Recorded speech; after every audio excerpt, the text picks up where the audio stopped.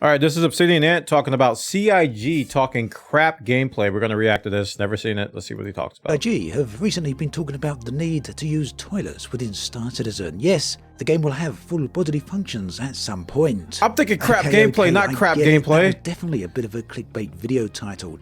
Yet you got me. Based on the facts presented by CIG's development team. See, this is why I have a problem with blind reacts. Another is the confusion surrounding the arrival of Pyro, Star Citizen's second star system. He got me. Is it going to arrive in 2022 or not?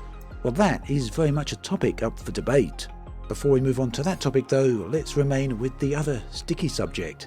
The recent episode of Star Citizen Live discussed hygiene as well as all the bodily functions to go along with that. Okay, so I also realised that all of this is kind of difficult to take seriously, but it seems increasingly that CIG are very much focused on making a living life in space in all aspects. And yes, apparently at some point that does mean the ability to relieve yourself, although that won't be a mandatory requirement in terms of gameplay. Why are we talking about peeing and pooping? Bit more mandatory perhaps, at least in terms of the way characters react to you, is bodily hygiene. Now this isn't a brand new subject for Star Citizen, not by any means. It was first discussed back in 2015 in the Series 10. I feel so debated. By Chris Roberts, in fact.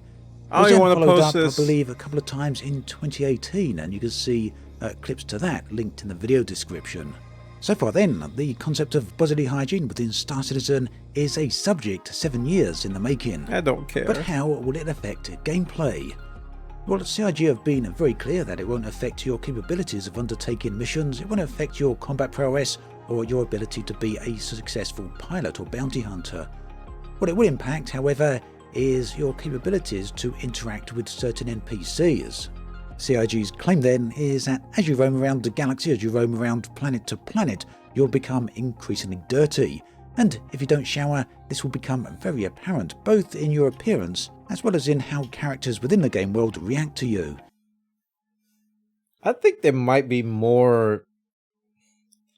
Don't get me wrong, I'm coming from an outside viewpoint, but I think there may be some things that should have a higher priority with this video game than whether you stink to another NPC or not.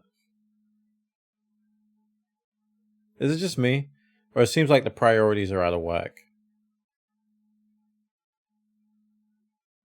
Does that seem like something you should focus on at all? At this stage?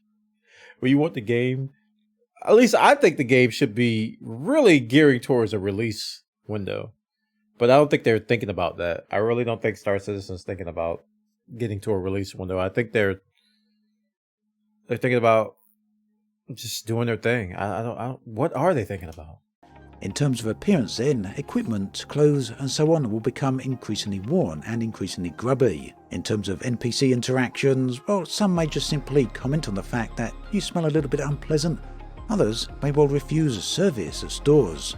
All of this then really does bring up the topic of how much detail is too much. CIG are pretty clear that they don't want to take this to the level of The Sims. Some viewers, however, may argue that CIG are getting dangerously close to this. In fact, they're very close to bringing the game into the arena of Second Life.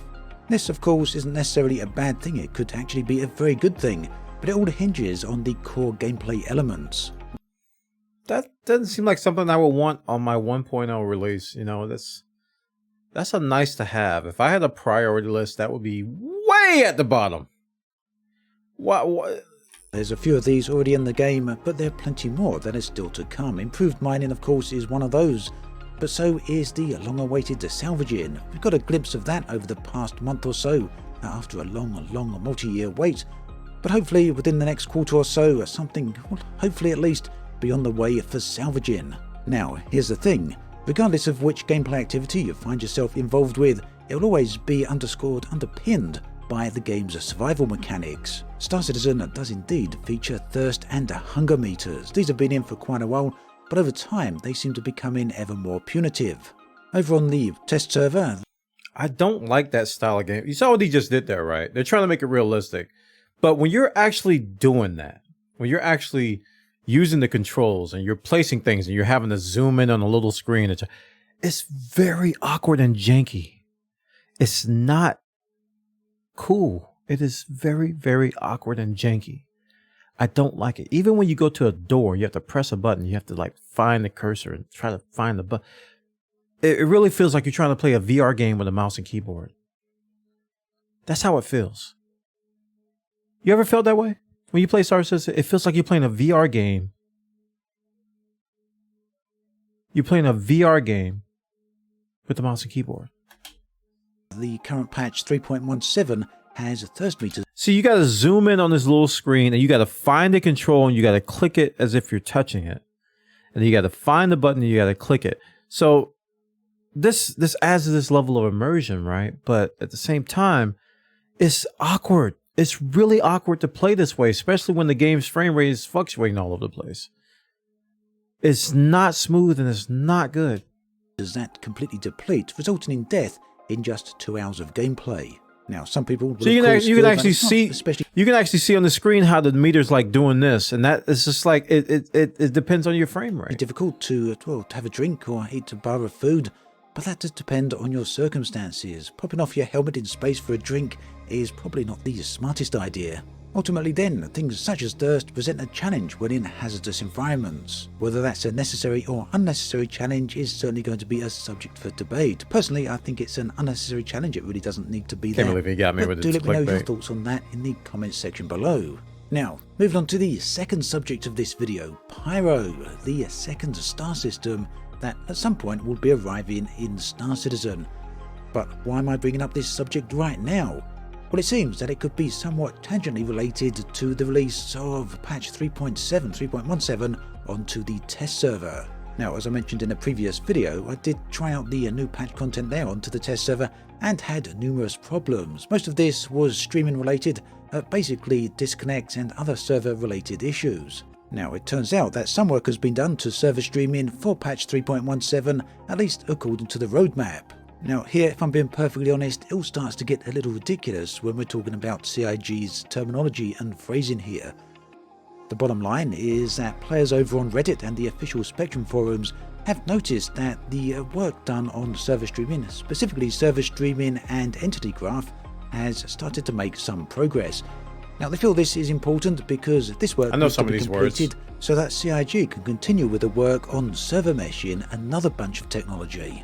What is server meshing, you may ask, and why is it important and relevant to this discussion? Well, within Star Citizen, at least in the future, the intent is that star systems will exist on different servers or different instances.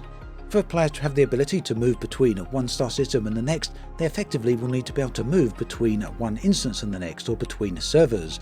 Now, this is the function of server meshing. Now, to make things even more confusing, there's two versions of server meshing. The initial version called static server meshing, and then the future version called dynamic server meshing. Pyro will require the initial version, static server meshing. So then, the current concerns from various quarters in the Star Citizen communities is just how fast is the progress being made on this particular technology. I'm probably starting to lose you at this point. Yeah, you lost me, man. You gotta saw my body language. All of that is the long way of saying that a huge amount of work is still needed before Pyro can even release. At least that's a concern from various quarters within the Star Citizen communities. And it does feel like a very valid concern. After all, the Star Citizen roadmap shows work on server meshing extending all the way up to the end of December 2022. I need to go and log in and look at this. I need to go and log in and look at their progress tracker just to see it move. Just see where things are and where they move. Ultimately then, it's all pretty vague. CIG themselves on their live streams and videos seem, pretty clear about saying Pyro is arriving this year, but it won't be the first time that it misses its intended release year. Oh, it won't be. At the end of the day though, regardless of which way you cut it, regardless of whether it makes it this year or maybe next year, Pyro is a very important aspect of Star Citizen and is certainly a star system I'm very much looking forward to seeing. Do let me know your thoughts and feelings about all of this in the comment section below. I'd love to hear from you. As always, thanks for watching, and I'll catch you guys and girls next time. Well, thank you, Obsidian Ant, for the clickbait. CIG talk crap gameplay and end up talking about peeing and pooping. And I thought I was going to talk about actual crap gameplay, but here we are. All right. You got me, Obsidian. You got me.